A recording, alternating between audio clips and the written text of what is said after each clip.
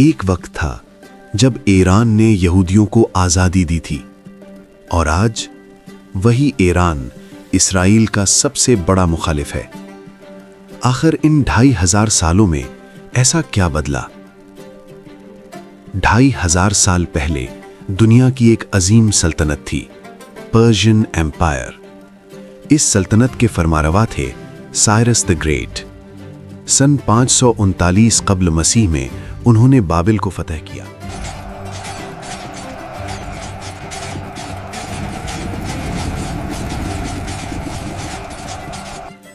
اس وقت بنی اسرائیل بابل کی قید میں تھے۔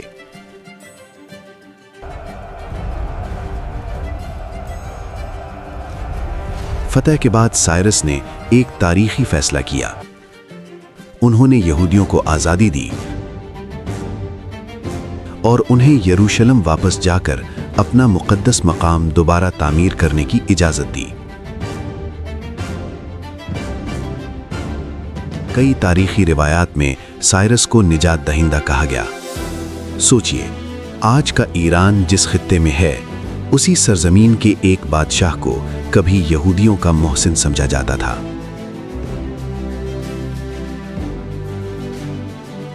باب دوم، اسلام کی آمد اور ایران کی تبدیلی۔ 7ویں صدی میں اسلام کا ظہور ہوا۔ مسلم افواج میں فارس کو فتح کیا۔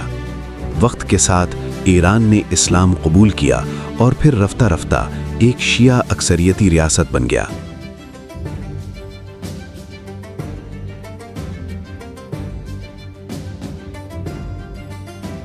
اس دور میں اسرائیل بطور ریاست موجود نہیں تھا، لیکن بنی اسرائیل کی تاریخ مذہبی روایات میں محفوظ تھی۔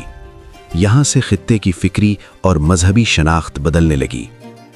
باب سوم، 1948، اسرائیل کا قیام۔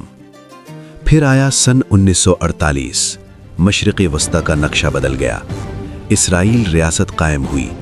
اس وقت ایران ایک بادشاہت تھا اور حیرن کن طور پر ایران نے اسرائیل کو تسلیم بھی کیا۔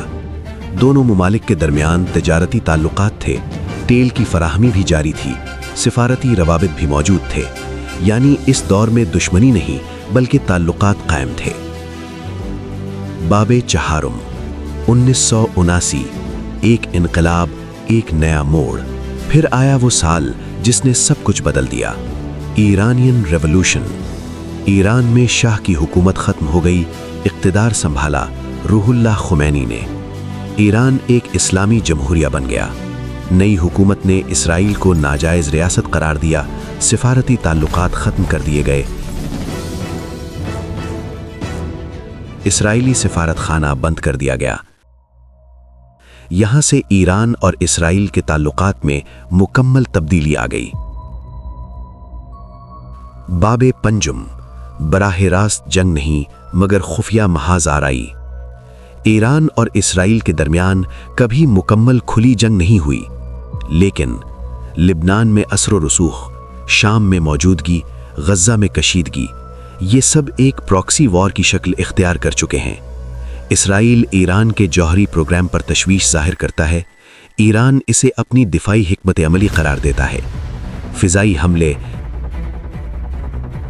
سائبر حملے، خفیہ کارروائیاں، یہ ایک خاموش مگر مسلسل کشمکش ہے۔ باب ششم، مذہب یا سیاست۔ کیا یہ صرف مذہبی اختلاف ہے یا علاقائی طاقت کی جنگ؟ ماہرین کے مطابق ایران خطے میں اپنا اثر بڑھانا چاہتا ہے، اسرائیل اپنی سلامتی کو اولین ترجیح دیتا ہے۔ دونوں اپنے اپنے مفادات کا دفاع کر رہے ہیں۔ یہ صرف دو ملکوں کا تنازع نہیں بلکہ پورے مشرق وسطی کے طاقت کے توازن کا مسئلہ ہے۔ باب ہفتم، آج کی صورتحال۔ آج دونوں ممالک کئی بار براہ راست تصادم کے قریب پہنچ چکے ہیں۔ عالمی طاقتیں بھی اس تنازع سے متاثر ہوتی ہیں۔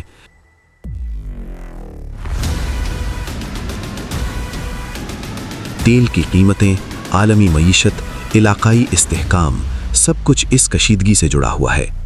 اگر براہ راست جنگ چھڑ جائے تو اس کے اثرات پورے خطے بلکہ دنیا پر پڑ سکتے ہیں۔ اختتامی پیغام، 2500 साल पहले फारिस के एक बादशाह ने यहूदियों को आज़ादी दी थी। आज ईरान इसराइल को अपना सबसे बड़ा स्ट्रेटेजिक हरीफ समझता है। तारीख सीधी लकीर में नहीं चलती, इत्तेहादात बदलते हैं, नज़रियात बदलते हैं, मगर मफादात हमेशा बाकी रहते हैं।